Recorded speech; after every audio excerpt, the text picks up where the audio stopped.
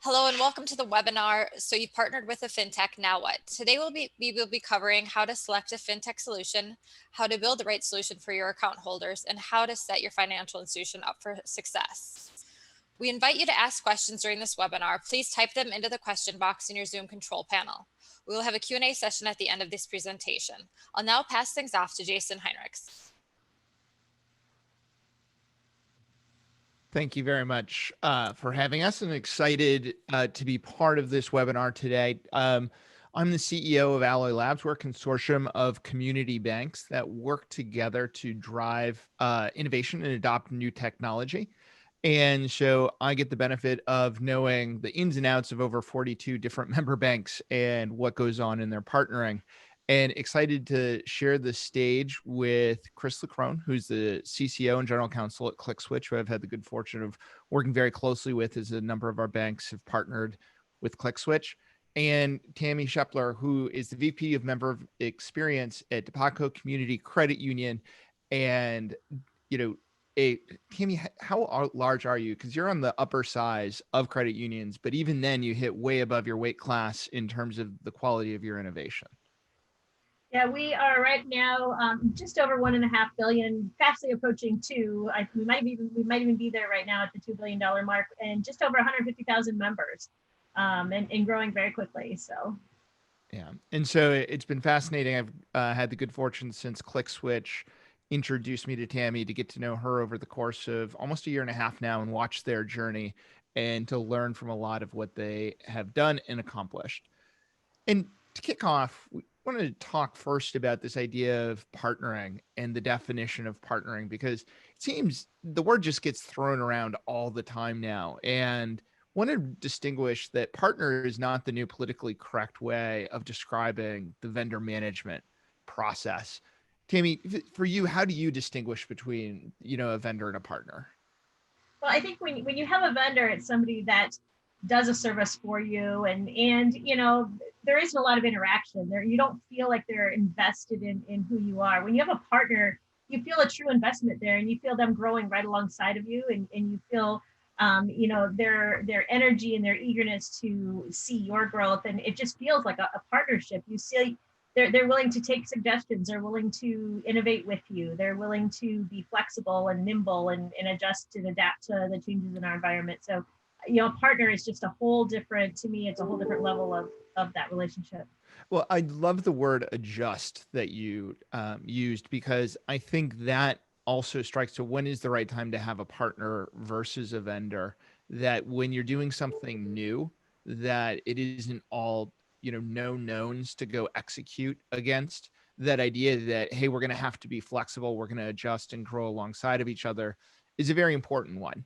And not suggesting everything needs to be the partner and let's go be exploratory and adjust. There are some things you expect just to work. I love the example of the WebEx versus Zoom. Actually would like to partner with Zoom. I really would like Zoom to fix a number of small things, and I'm happy if anyone from Zoom is listening to partner with you on this, because there's some real annoyances there.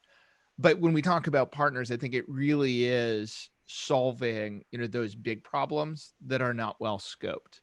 Chris, being on the receiving end of the partner versus, vendor, do you feel like the setup makes a big difference in what the final outcome is? Is he muted?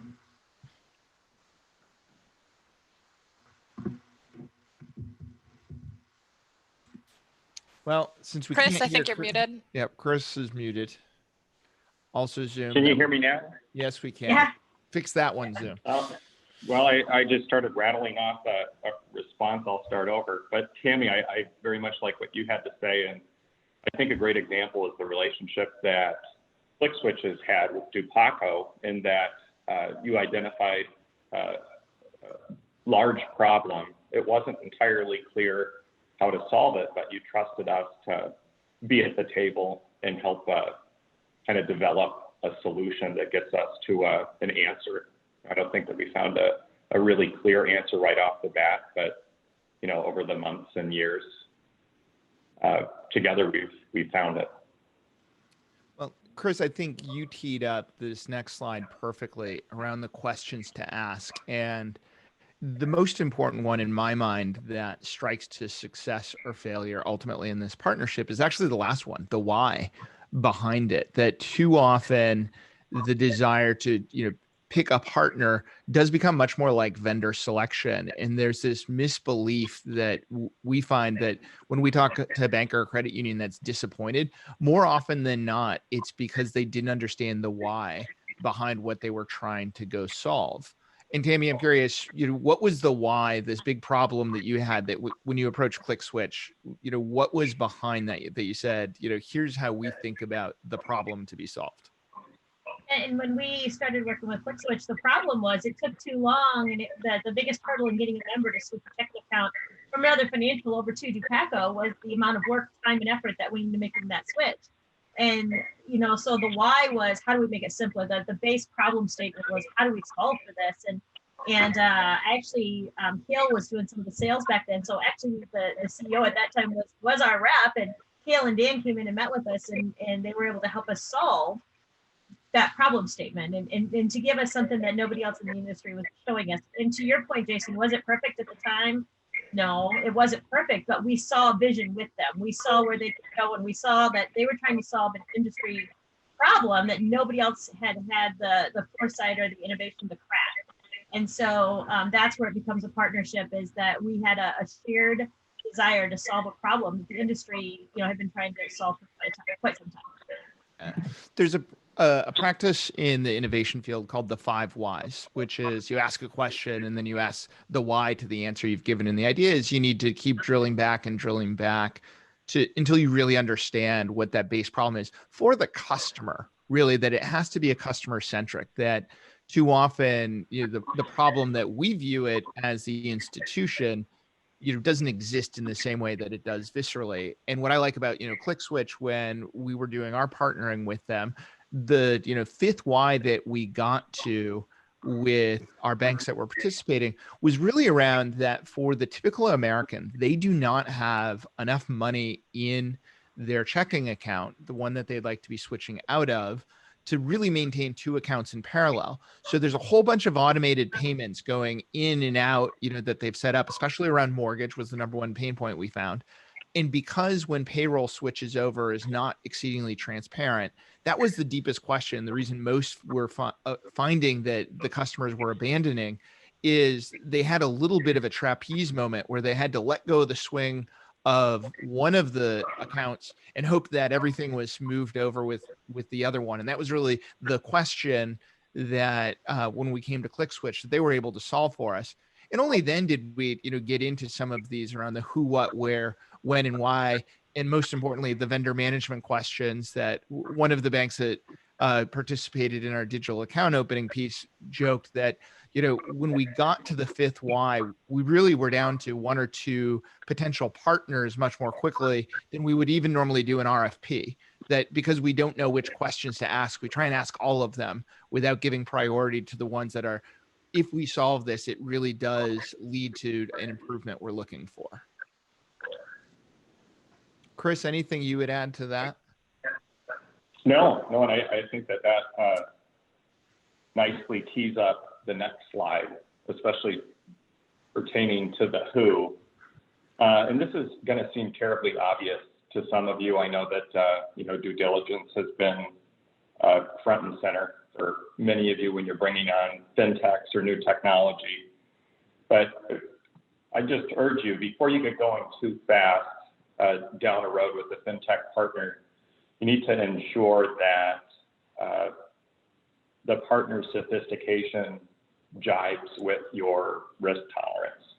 And so what do I mean by that? Due diligence, there's a few tools out there that could really help you quickly decide whether you're going down the right path with the right partner.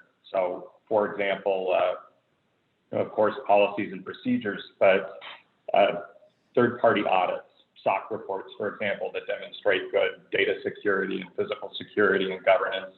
These are tools that you can look at quickly and make a determination as to whether you want to keep working with this partner, and maybe there's a willingness, maybe there's a hunger to to change on their part in order to fit into the box that you need to fit into, or maybe they're rigid. Maybe they, provide you with, the reports that they have, and here's a contract, and it is what it is. But Tammy, you've had some experiences with ClickSwitch over the years in terms of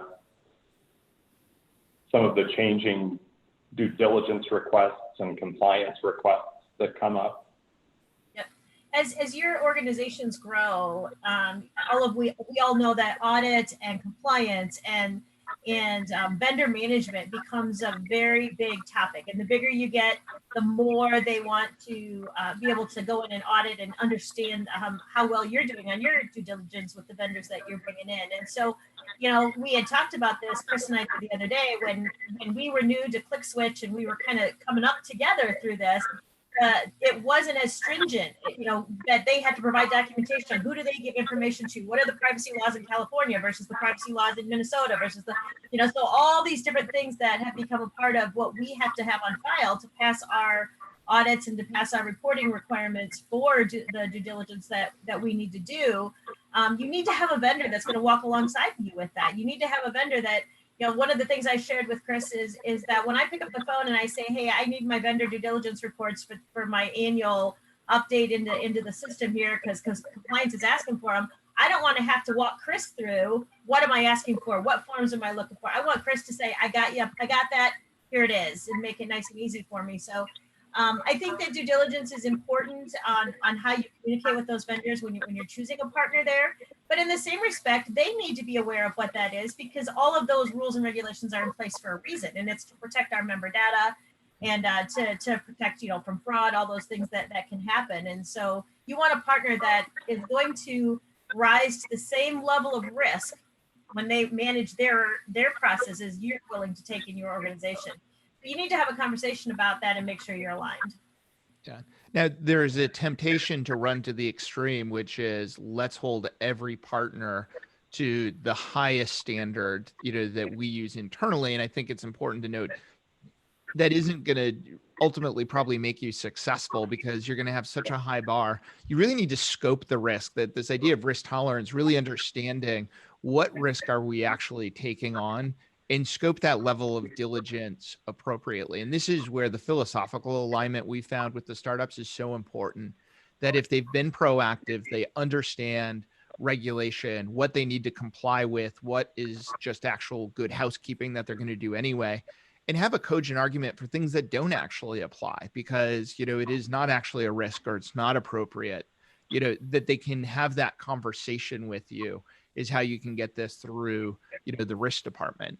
And it really does, to me, that philosophical alignment and that understanding that we're going to do this as partners is really important. That, especially with my angel investor hat on, when I hear the, we need to move fast and break things, approach to doing things, it's like, I don't think that works so well within financial services, and especially if you're partnering with a regulated entity.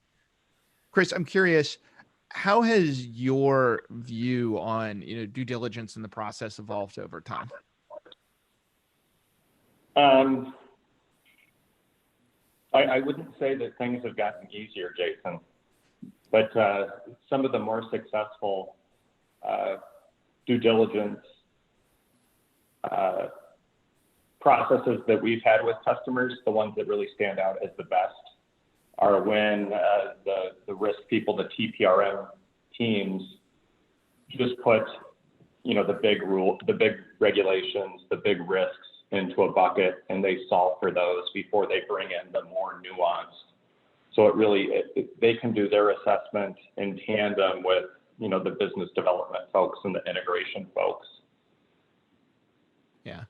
I think that not putting the cart before the horse and really making sure you're selecting the right partner that solves that business issue before getting into and then check the box of, what are the big risks before getting into the nitty gritty, is the right way to do it.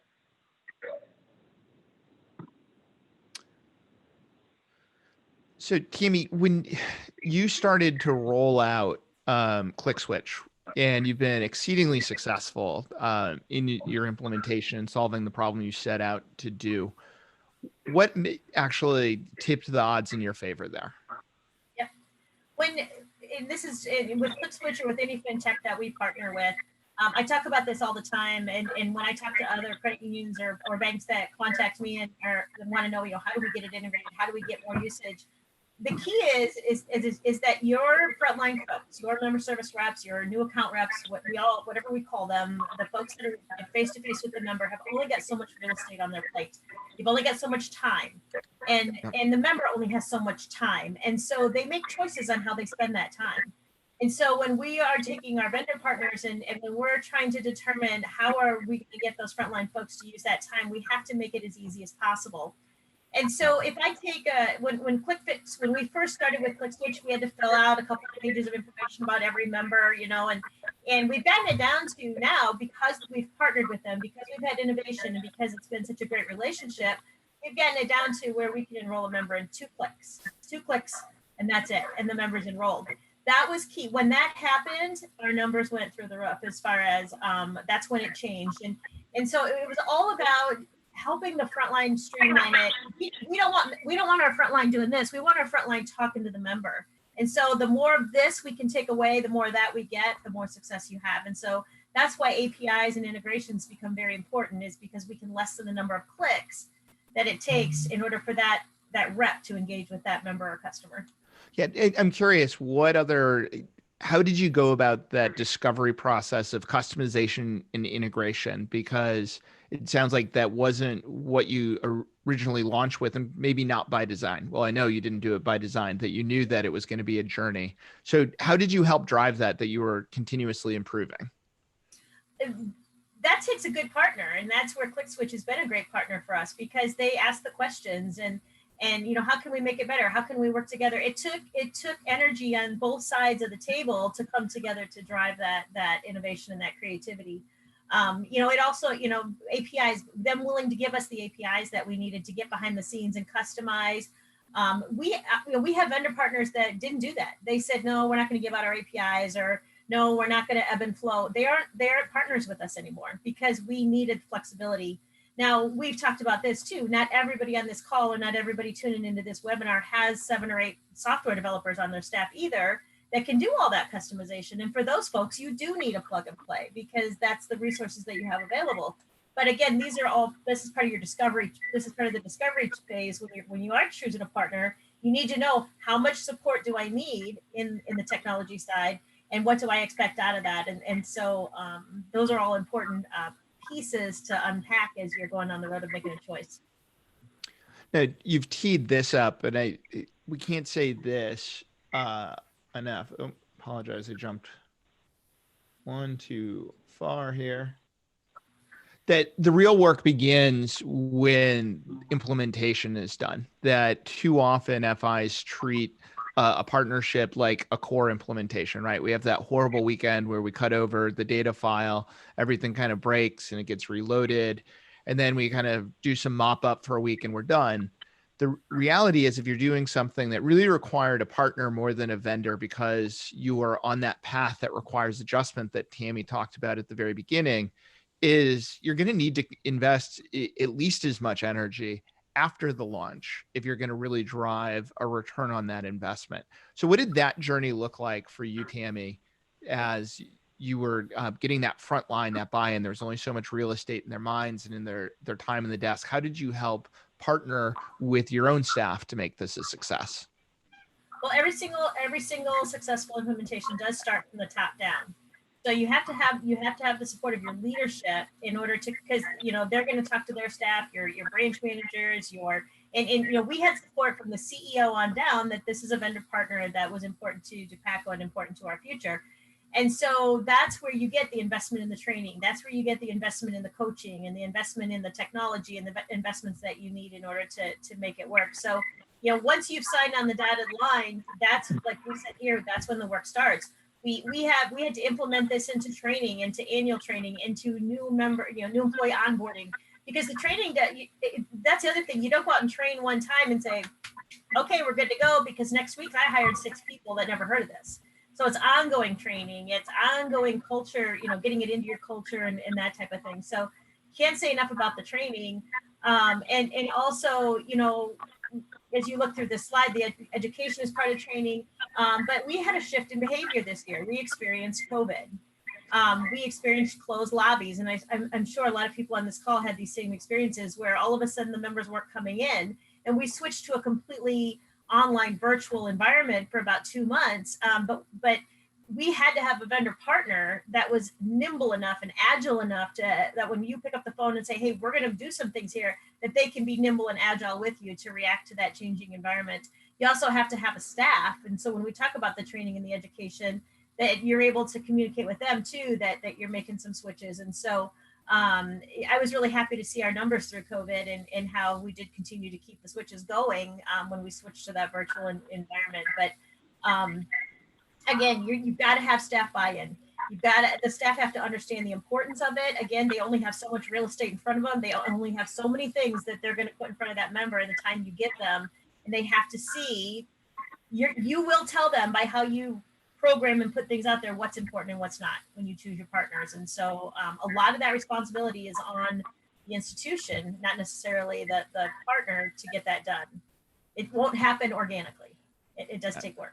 Well, and I think back to the 5 whys and really understanding the why are we partnering and the problem we're solving for the member or customer, you know, getting staff to understand that is equally important, because, you know, there's no member ever who's come in and said, I need a click switch. That's not a problem that's in their vernacular. You know, their problem is, I need this new account for some reason. I may have moved, I may have gotten married, I may have gotten divorced. You know, there's a whole host of reasons that are going on in their life. And the new account and the switch is actually just one part of that journey. You know, I think the best example of this is when you look at Rocket Mortgage, the largest mortgage originator in the country. And when we talk to banks and credit unions, we hear time and time again, oh, we don't compete with Rocket Mortgage. Well, somebody does, right? They, like, for them to be doing that many mortgages, somebody is certainly losing, you know, to them. And the banks and credit unions will tell us, oh, but they charge more than we do. We don't understand why that customer would choose them when they're more expensive. Why didn't they, you know, just come into the branch and, you know, fill out a mortgage application, you know, with us? And well, there's case in point that no one woke up in the morning and says, you know, I need a mortgage. They woke up and, you know, something had changed in their life. Again, they had moved or had children, you know, something was going on, or they finally found the house of their dreams, and suddenly mortgage is the most pressing thing, that if I can do it, you know, at midnight on a Saturday, that's the problem I'm solving for, not the, what's the absolute lowest rate. And I think once staff also understands that, they'll get the importance of why they need to make that partnership work. Chris, what are some of the more successful ways that you've seen a financial institution tee up a partnership for success? I think Tammy is really kind of the model, the gold standard at ClickSwitch. We have quite a few other examples as well, but it is, you know, again, it's imperative that there's buy-in at the top, that those leaders communicate why the product is important, why there's this crucial problem that needs to be solved, and this is how we're going to get there. They create an expectation that it's consistently used, and then they have really high quality training.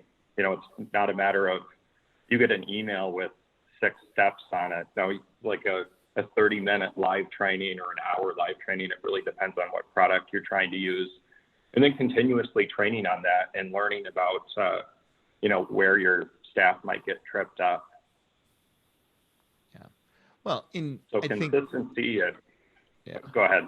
I was going to say, you know, this continuous piece, I think, speaks to this next slide around the need to be data driven. Maybe you can expound upon that in terms of why this iterative approach, and it needs to be continuous. How does the data that a partner like ClickSwitch can put out, why is that important? A partner like ClickSwitch can be used in so many different ways. There's so many options for whether you just take it out of the box or whether it's an API that's really on your platform and has the look and feel of everything else in your account onboarding. And so it might not work perfectly at, you know, on the first couple of steps, but the continuous assessing, the benchmarking, the reporting, working with your fintech partners, account management teams, who have done this with lots of other institutions, can help you shift, can help you pivot quickly to get the results that you're looking for. Tammy, what was your experience and the way that you used data to kind of come up with a new direction for account switching?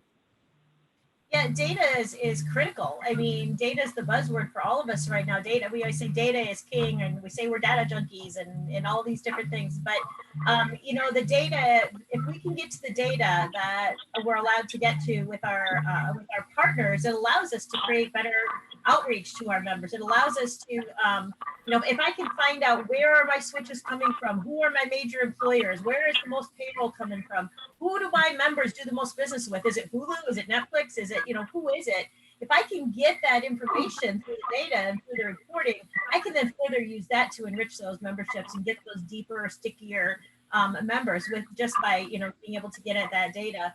But it also allows me to, when I see the switches coming through, it allows me to coach to performance with my staff too. Which branches are using it, which aren't?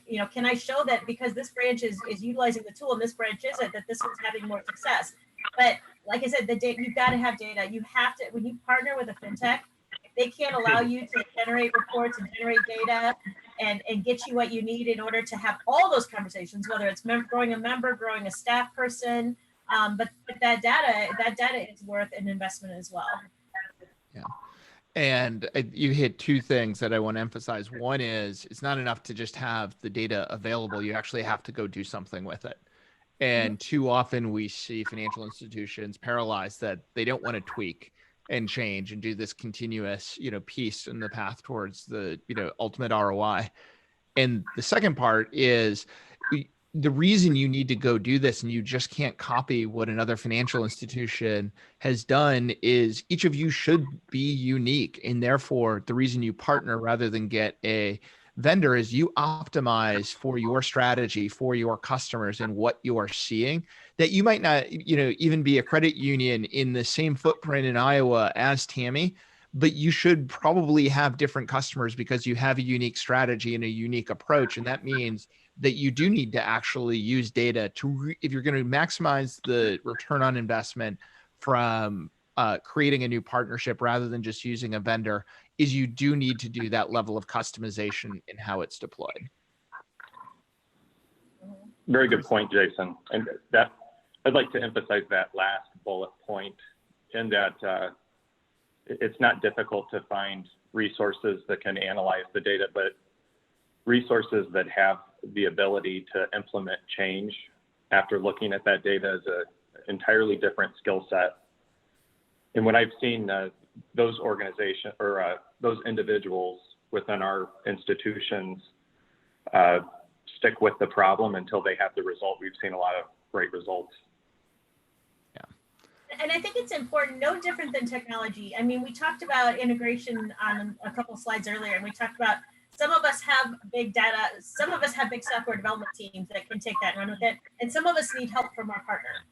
Same with data. Some of us have data warehouses, and some of us have places to take this data, bring it in and integrate it, but some of us need a fintech partner or a partner in this arena that can help us interpret the data and give us guidance and walk with us on that way too. So some of the people on the call are sitting in that space, and that's who they're going to need as their partner. And, so look for the partner that can offer you that support the way that you need it too, based on your size and your budget. So fantastic. And as we talk about this continued change, one of the reasons to have so much ownership, both from the top and from the front line in a strong culture and training program, is you need to bring everyone along for the journey with here's what we learned, here's why we're adapting, here's what the hypothesis is, what are you seeing, what do you think we should be changing? That change shouldn't feel like failure, that evolution is actually a measure of success. Anything you would add to that, Tammy or Chris? Culture is so important. You got to make it a part of your culture. Your culture drives so much. So if you have a culture of innovation, if you have a culture of, that drives everything forward, you're going to be very successful in bringing in new fintech partners and new technologies. If you have a culture of, no, I'm here 8 to 5, it's going to be a little harder. So culture and training really, really drive, I think, are probably the two most important things that you bring to the table when you partner with somebody. And then ownership is a great word because, Chris and, we've taken ownership of ClickSwitch the same way, we've taken ownership of ClickSwitch as one of our tools. And it's important to us. It's important to us to make it better so that we can continue to get the results we want. And what we love about our friends at ClickSwitch is they see that same ownership. And so it becomes that partnership. So I think that's where ownership comes in. And then again, if the staff don't like it, if the staff don't want to use it, they won't. Because the staff is your customer just as much as the customer is your customer, or the members your member. You have to sell it to them just as much as you sell it here. You're selling it to them as a tool to get what you need done. And so a lot of work goes into that on the part of the financial to make sure that it all works. Absolutely, Tammy. We've seen situations where maybe staff don't like to use a product because it takes an extra 90 seconds or 2 minutes, and they don't really understand why it's important in the first place. And just, reiterating the product's importance, having ongoing training can really help take care of some of those issues or some of those negative perceptions that might be out there, really around understanding and buy-in. Mm-hmm. Yep. Fantastic. Well, as we're speeding towards the opportunity for people to ask some questions, some of the key takeaways, if I could emphasize anything from doing this with so many institutions simultaneously, is I would bold the last part of this first sentence, is really understand the problem that you're trying to solve from the customer's point of view. You might not have a Tammy, a vice president of customer experience, who wakes up every morning thinking about that member or customer, thinking what problems do they have? How do I solve a problem or add something, new to their experience? You need to train the entire organization around that. Tammy, which of the takeaways would you highlight that you would say if you only took one thing away, what would it be? I were going to walk away from this, and I were in a situation where I were trying to choose a partner to have somebody that was going to walk this journey with me. Again, take all the things we've talked about today. They're all very important, but the biggest thing I would walk away with is that person flexible? Do they have my best interest at heart? Are they at the same level as I am as to where we want to go? And are we in the same place? And just that level of comfort, no different than when you choose your best friend. You're going to choose a best friend that's going to be your best friend and have your back, and so do I understand that fintech partner the way I would understand that? And we're going to do this together. But then, like we said, I can't emphasize enough to the people at this call. And if you're already using ClickSwitch, if you're trying to get more mileage out of your partnership with ClickSwitch, staff involvement. That's what's going to get you the results. And integration. The less clicks, the better. So keep it simple. Well, and building on that, having watched the journey of several of the members at Alloy Labs, don't set yourself up that you need to swallow the whole thing all at once. You evolve your way there, because that is a big commitment. And it's hard to rally, the resources and organization around that. We've seen some of our most successful members are the ones that said, we're going to start with the white label, right? Where let's lower the upfront piece for us so we can get comfortable and see results and build the case. And we're going to evolve and partner and continue to deepen the integration, but we can do it over time. This goes back to ROI, where, one of the hardest things, the greater the investment is up front, the harder it is to, feel good about that ROI when it all is happening in the future. And I think that's where a lot of this new class of fintechs, versus having to go to your core and do, super deep integration out of the gate, really do provide a new kind of pathway, but it requires a change in thinking.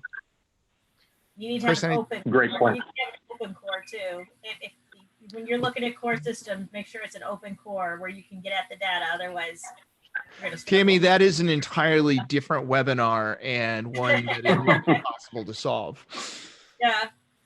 Yeah. Chris, what would you add?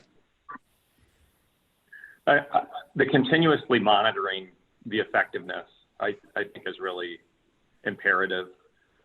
There's so many changes and tweaks that you can make to your platform or your user interface that can have downstream consequences. And unless you're looking at each piece of the puzzle frequently, you could have some negative consequences that hinder, your partner's performance. So really just continuously assess and pivot as needed. So, Ashley, I know you had some questions come in, although it looks like people are not using the open Q&A box. Maybe here is a good time if you want to tee up some of the questions that have come into your inbox. And I will use this as time to make sure I didn't have any questions come to me. Sounds good. Yeah, the first question that we have is, we've struggled to get executive buy-in with some of our new tech partnerships. What suggestions do you have to get leadership involved? Tammy, why don't you tell us how you won that battle? Well, and that's something we've talked to, as budgets change and as you have your own growth within your organization. Sometimes getting the senior leaders involved is kind of like a sales call. I always approach it like a sales call because they want to know what's in it for me. And so you need to know your leadership. You need to know what your leadership wants. You need to know, so you can approach, maybe you approach that fintech partner. If it's leadership that's really focused on ROI, you're going to have to go ROI. If it's leadership that is really focused on the member experience, you're going to have to go with the member experience or the customer experience. So you have to approach it like a sales call. Know what they want, know what they're looking for, know what they're going to key into, and then base that presentation around that when you go to them. And it's kind of that WIFM, what's in it for me. I think when we're talking to leadership about those products and services that we feel are important for our members and customers, we have to sell it to that leadership and let them see what their benefit is in order to continue to go down that road. So that would be my advice on that. I don't know if Chris or Jason want to add anything. It absolutely has to be tied back to the corporate strategy that you alluded to there, Tammy, not just the what's in it for them as the executive, but what's in it as the institutional level, which is, it's easy to say, oh, everything's just all about max ROI, but those are hard things, to just measure on a single project, because everything we do is interrelated. So if part of the strategy is to deepen relationships, to have additional products with every customer or member, you build the business case, and the ultimate ROI isn't just here's the cost of using ClickSwitch and here's a discrete benefit. It's let's look holistically, because we have all of this data, what else are we going to do? And here's how it connects to our overarching strategy. And that actually will give you a much more complete view of how fintech partnerships are going to tie into your corporate strategy. If it's as simple as here's the cost and here's like the direct benefit, that probably isn't the place you want to invest the energy to build a partnership. That's more like a vendor type relationship. And if you don't have a differentiated strategy, that's an entirely different issue. What would you say? Add that? I was just going to say, this sounds simple, but Tammy first. It sounds simple, but some of the best go ahead, Chris. Experiences that we've had with corporate champions or executive sponsors have been simply when the board puts out a goal that you have to grow deposits, right? And so the sponsor thinks about the problem and they don't have any ideas, and so they want to purchase a solution. So they're very driven and motivated to get a program up and going. And I think it's very important in the land of ClickSwitch, and something that I've always maintained to the staff, and I've always maintained to the leadership, that ClickSwitch is one of the tools in our toolbox. The outcome is more active checking accounts, and making that an easier path for our members. And so ClickSwitch is a tool. And so I could never go in and just talk about ClickSwitch as a standalone product. ClickSwitch is a tool that we use to drive these active checking accounts and drive these stickier members and drive this return. And now I have data after having been on this ride now for 5 or 6 years, maybe 10. I can't remember, Chris. It's been a while. It's been since the beginning. I think we were one of the first 50. But now I can go back and I can see data, and I'm able to produce numbers like, when we started, 70% of our members had an active checking that they were actively using. And now I can tell you it's 78%, so we can show that the tool, which is ClickSwitch, that we pulled out of our toolbox, drove results. And those are great stories to take back to your leadership. Those stories are what are going to get them to say, yeah, okay, we wouldn't take away our platform, our account opening platform, and still be able to open accounts. Now ClickSwitch to us is one of those important tools. Fantastic. Any other questions, Ashley? Yes, there's another one that came in. There are a lot of different fintechs emerging. What do you think are going to be the most relevant for financial institutions in the next couple of years? This is probably a good one for Jason. What specific technologies do you think are really going to take off? Well, I think there's two ways to think about this, and unfortunately, most banks and credit unions need to solve both simultaneously. The first is the digital arms race is just accelerating, and it's coming from all sides. It's not just the biggest banks that we used to pick on and say they have poor experience. Well, guess what? They act and have every bit as good of an experience as a hot fintech startup out of Silicon Valley in terms of the experience they can drive. And big tech is getting into the game. So in the game of keeping up, banks and credit unions need to do it faster in order to stay relevant. The second part, though, is don't confuse that playing defense with differentiation. And this is where I'd say institutions that are not a top 10 to maybe top 5 player need to get really crisp on what their strategy is for differentiation and how are they going to use technology to go really drive that home, because that's what will help you scale. So I would focus on this last part, what is it that is on the horizon that I think is going to allow fintechs to shine, are those things that allow the banks, credit unions, or the fintech themselves to differentiate. And for me, a lot of that comes down to embedded banking, not just embedded e-commerce, but embedded banking, where I merge one set of experiences with the actual bank is in part of another product, and that problem I'm trying to solve there. So that's where we've been placing all of our bets from our investment fund, are really around these ideas of how do we embed more of the banking or the financial function into something else. Okay. Tammy, what are you guys betting on? Are you allowed to say? Maybe I shouldn't put you on the spot with that.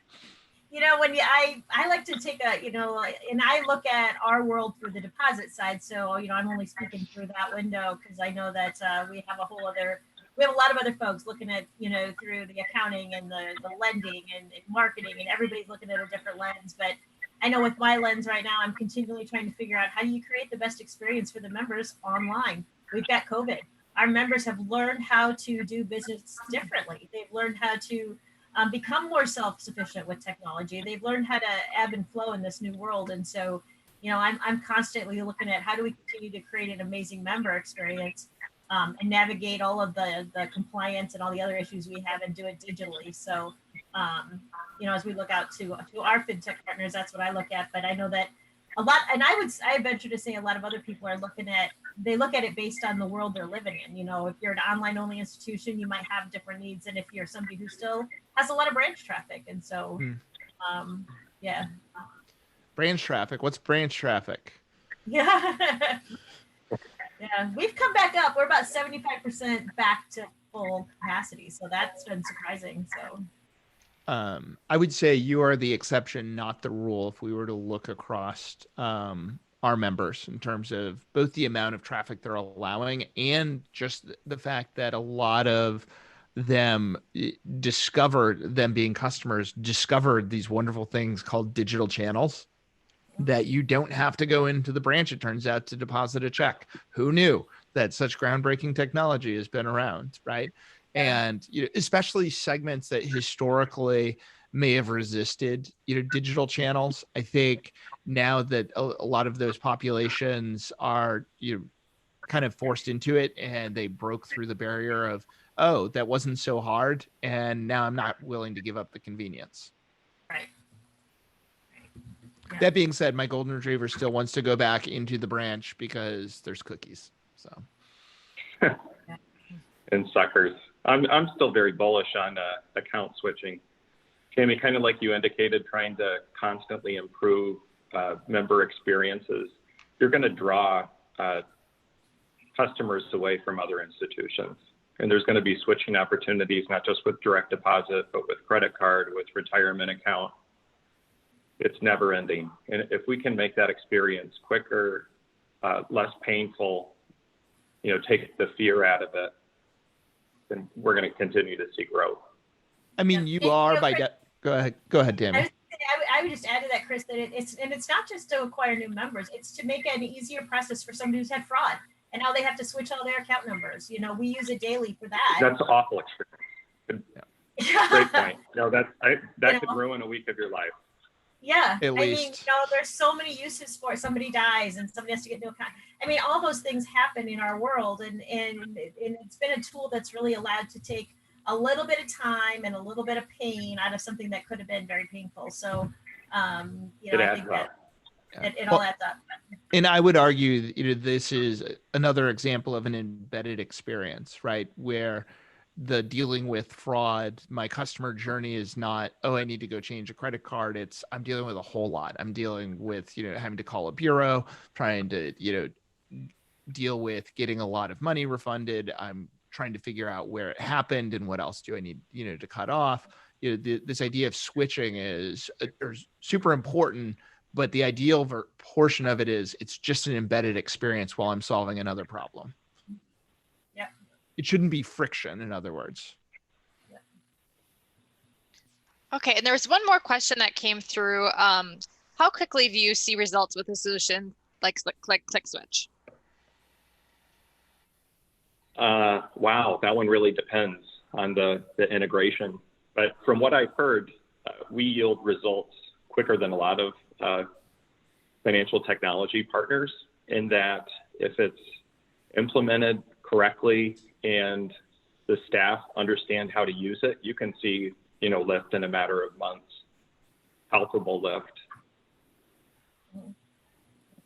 And I would say for us, that lift and that change was in accounts becoming active quicker, members getting more engaged quicker. That was the lift that we saw.